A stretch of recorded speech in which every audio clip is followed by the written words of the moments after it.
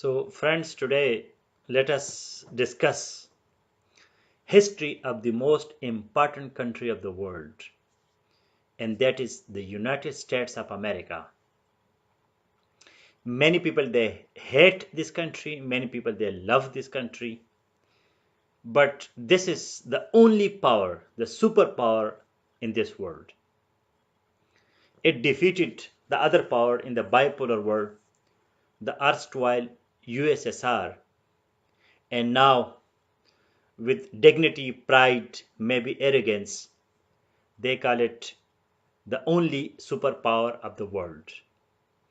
So the history of United States is the history of modern day development, democracy, human rights, civil rights, slavery, women rights, feminism, invention, discoveries, scientific development, industrialization, and many other things.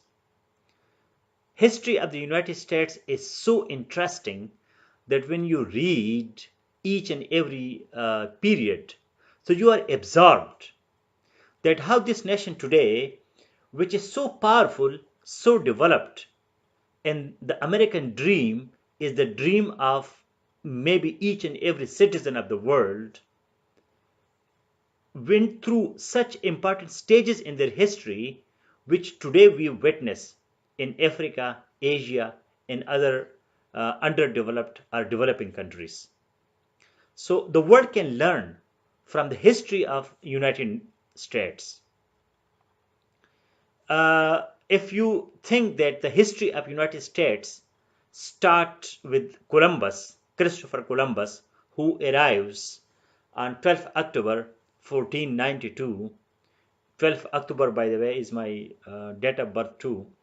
So I can't forget this day. And this is America's Day, still celebrated, especially in Central and South America, when Columbus, the first European, arrived formally in this part of the world, the New World. He called it the New World, although he said that he was in India. But before him, there were Indians, and those Indians were not from India, but they were from Asia. And they were like 40,000 years before arrived. And their population was at the time of the conquest by the British, it was 1.5 million people, the natives Americans, they were living.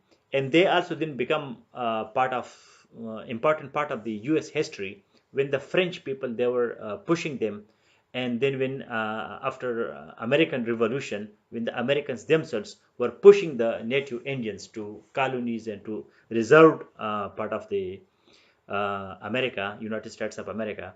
And today we see the presence of Native Americans or Red Indians in many ways part of the culture, because both in United States and Canada, they now feel a kind of guilty and proud of their native history, and they say that our history doesn't start with the conquest or arrival of Europeans, but it starts 1,000 years, 30 to 40,000 years back, when the first native Asians they arrived in United States. So the history of United States is so interesting that when you read it, it gives you a lot of inspiration. As I said, that in today developing and underdeveloped world, United States also went through the same stages. Although in the modern day there is no slavery, but still, the people they are exploited, they are not given their rights.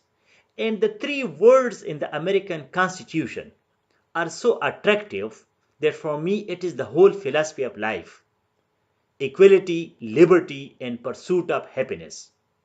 When the Bill of Rights it was declared with the President George Washington, the first president of United States. And one more important, interesting point in American history is their famous presidents. Each president is a book. Each president is his life is so attractive, from Washington to Abraham Lincoln, and to Roosevelt and to today's Obama and Trump, that each person, each president is a book, is an encyclopedia. What they did, the wisdom, the philosophy, and their struggle, that is so inspiring that for many people they are like models. When you read biographies, some people, my own hobby is reading biographies, so for me American presidents, they are very inspiring. So before Columbus, there were the Native Americans, and they were differentiated by the styles of their houses. Like the Eskimos in Alaska, they would prepare their houses in one style, and other Native Americans, they would prepare their houses on another styles. So mainly the historians, they categorize them according to the styles of their houses that they used to build. Even today, when first time I went to United States, that was I think 2012.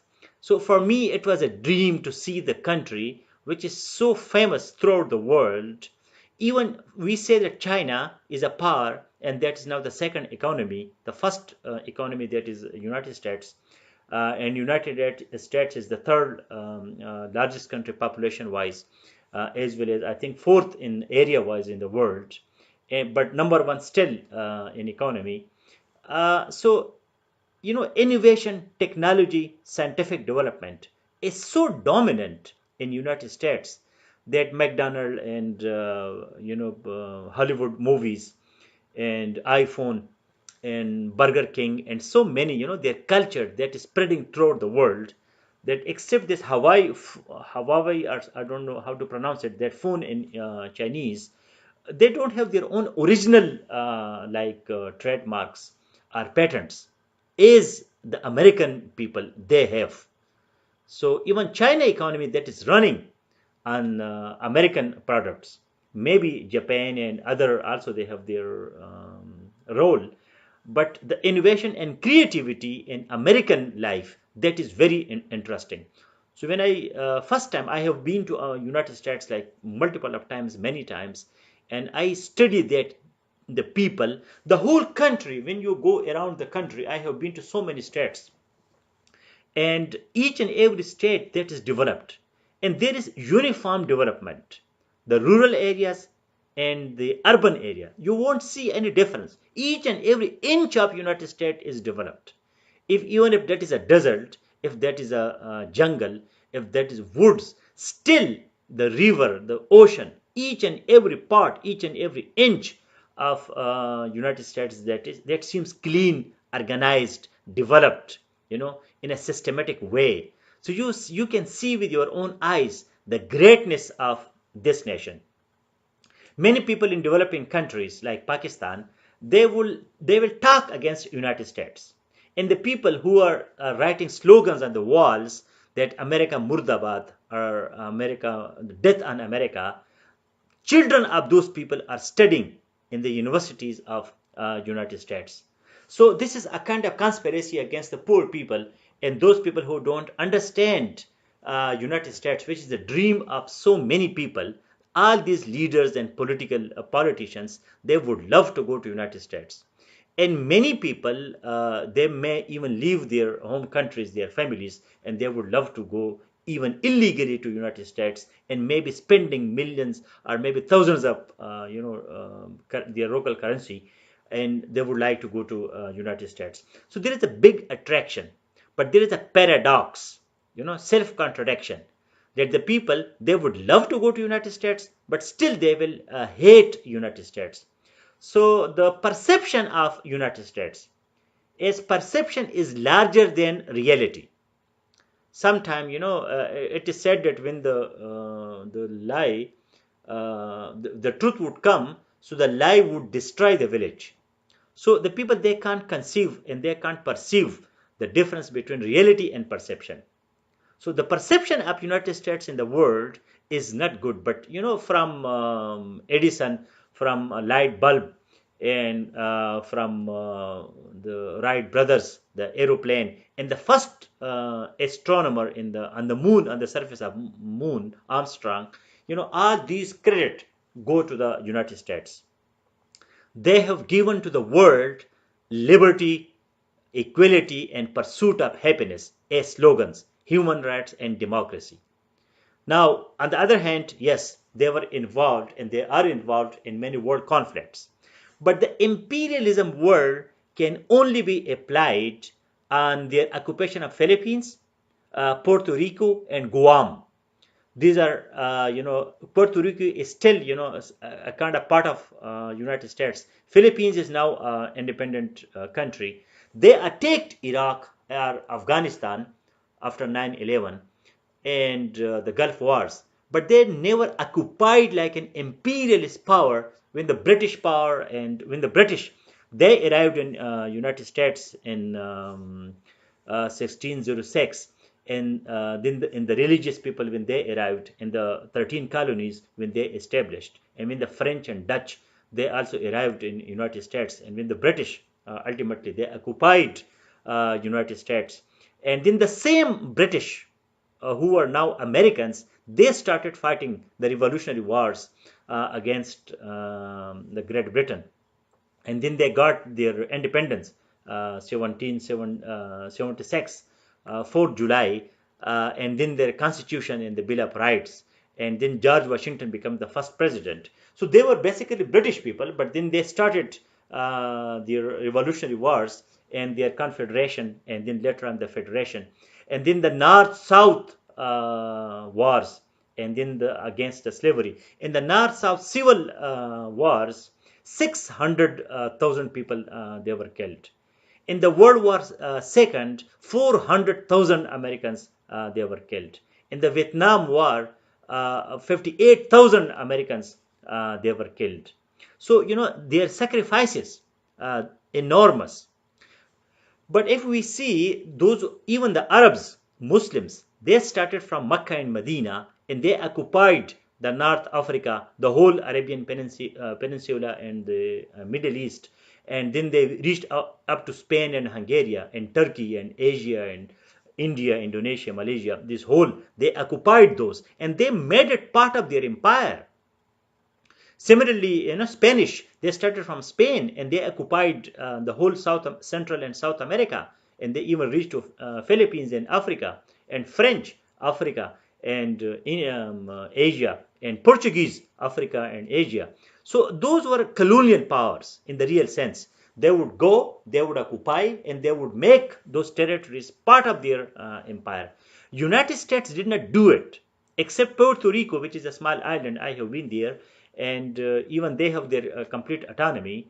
They didn't make any part of the world except Hawaii or Alaska, or when they bought Louisiana from France, and they bought Alaska from Russia, and they bought some parts from, although there were wars between Mexico and the Spanish wars, Mexico and United States, but they also purchased by payment some pieces of land. But except this United States of America of today, they did not physically occupy a piece of land as other imperial powers would do. So people would use religion like I'm Islam or other religions, Catholicism. We would go and we would spread truth or word of the God on other lands. So America, if they say democracy, human rights, and other things, and they intervene in their own national interest in other countries. So this makes a kind of image, wrong or incorrect or bad image of United States in the world. But the country itself has a lot of contributions in scientific development as well as economic development, and the brands that they have introduced, the culture of United States that they have introduced in the American movies. Who can compete? China and other countries, they are trying to compete. But America still has its own dominant picture on the whole scenario of the world. Their political involvement, economic involvement, cultural involvement in the world affairs, that is so interesting. So the students of history of United States, they must read each and every period of American history with all the events, just not chronology, just not the dates and years, but they should go in details of the different repercussions and results, what the American people, when they were struggling and they were going through different stages of their history. So how was the constitutional development, the different amendments, the civilian, the civil wars, the slavery, the women's suffrage, the feminism, when the women they started becoming important, and the adult suffrage and the women's suffrage, that women also they should have a right to vote and their participation in political activities. So all these things are very, very important. So America is not the only country that they invaded or they did wars with other countries.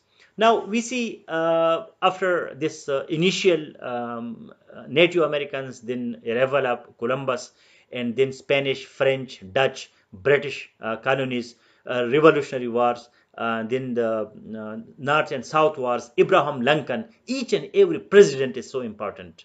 And after that, we come to the 20th century, and then the First World War and involvement of United States, and then the boom in the 20s, the two decades, a boom when America, the industrialization, America was becoming a great power of the world, the greatest economy, and then the Great Depression after 1930, and then coming up the Second World War, and then Japan and Germany and their harbor the nuclear bombs, and then the Hiroshima and Nagasaki nuclear bombing by United States, and then the rise of USSR and communism. So those people who are not in the favor of communism, they must give credit to United States of America that they destroyed communism and the scourge of communism from the surface of the world. Otherwise, communism, USSR was such a brutal power at that time that they would attack the Eastern Europe and even Afghanistan and Central Asian states, and they would kill thousands and millions of people just for that bloody revolution of communism. So I'm not talking ideologically, but the communism as a bad ideology was defeated by Reagan and by the United States. So people must be thankful to United States. And today their war on terror. If in Afghanistan there is a vicious circle. If United States is not there, so the terrorists may come and they may occupy the Afghanistan, and that is a kind of excuse for they may call themselves freedom fighters, that we are freedom fighters and we are waging a war against United States. So just imagine if there is no United States in Afghanistan, what will happen? Who will be the rulers of that country, and what will be the repercussions, the results, which will entail into other areas around Afghanistan. So the presence of United States in different parts of the world and their bases and their economic, military and other presence have repercussions. Look at North Korea and South Korea. The presence of United States may be a blessing there. If there is no United States in South America and the South Korea, and then the North Korea attack on South Korea, and what will happen? The disaster. So the deterrence because of the United States. So there is a blessing for humanity.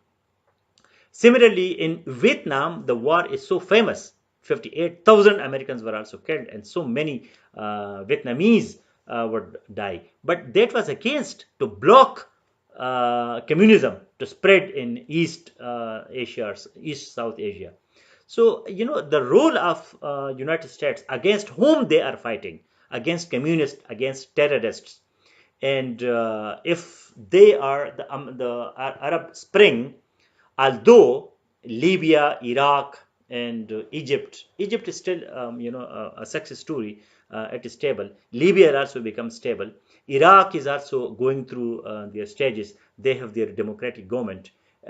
America didn't go there, occupied Iraq, and made Iraq as part of their 53rd state of United States. No, still Iraqis, they are ruling Iraq. In Afghanistan, Afghans are ruling their own country. They have their own parliament.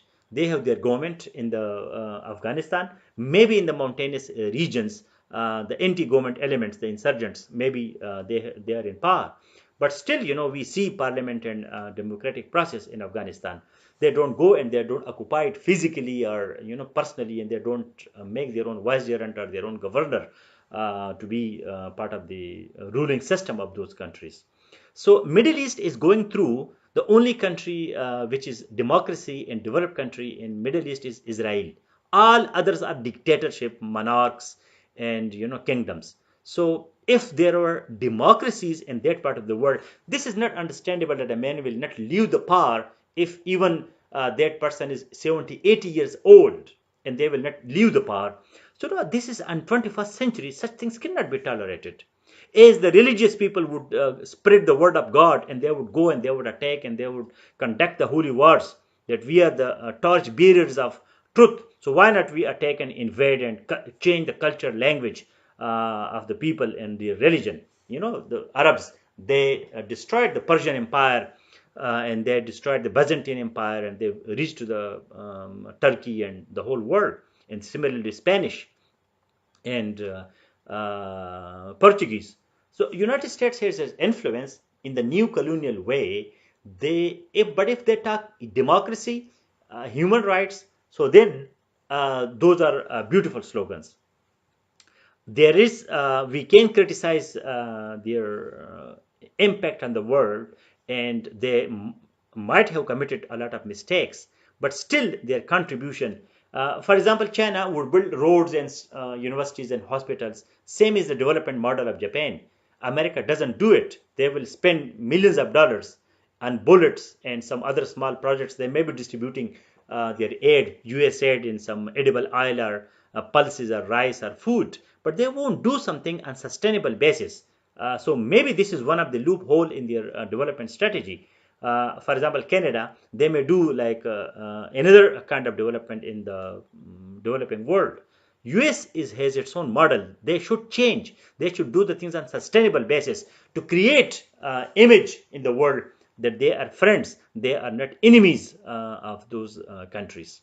So this is always attached with the colonial, with the power. When they are power to the people, they don't appreciate their presence for some noble cause. But if we see the invention, the scientific development, the Nobel Prizes, the political development, the political thinkers, philosophers, even poets, literature in United States, so their contribution to humanity, that is enormous. And if we compare the whole continent of Africa and the whole continent of Asia, United States, only one country that is supreme, even the South America. Maybe Europe, France or UK, United Kingdom, and maybe Germany, they can claim that they also have contribution.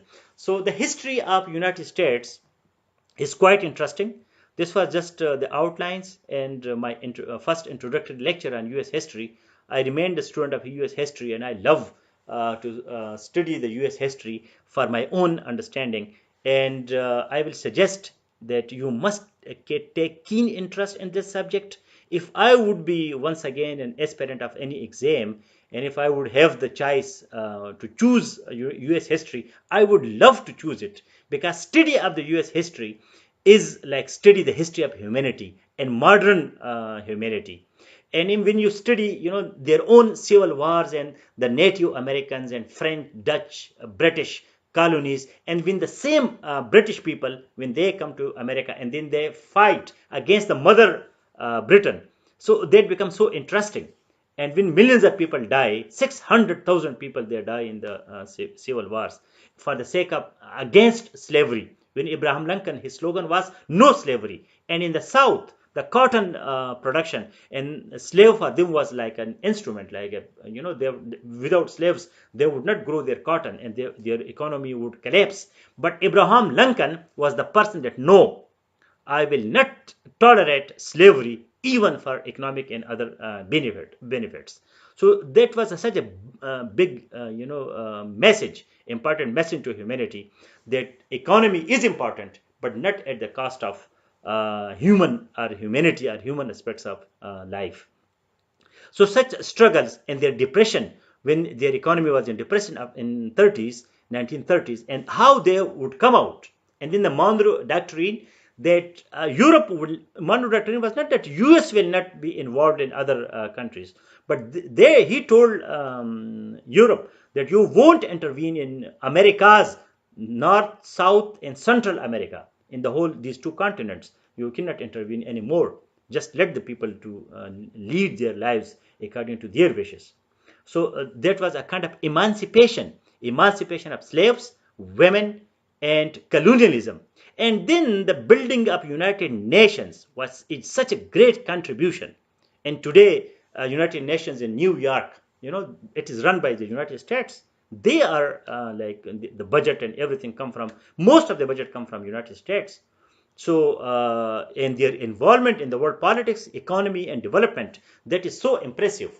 So, United States is a country, the most important country in the world, the biggest economy, the only superpower of the world, the country who produced people like George Washington, Abraham Lincoln, Roosevelt, Reagan, Obama, Trump. So the country which is like every day when you go and you media and newspapers and everywhere United States you will find in each country of 200 countries of the world you will see at least something related to the United States. In United States is a country that they have presence in each and every country in the shape of their embassies or CIA or any other instrument of their power. And then their constitution is so attractive. That is the first constitution of the world and which is a model for so many other constitutions. And their two-party system and the history of republicanism and democratic party, that is so interesting.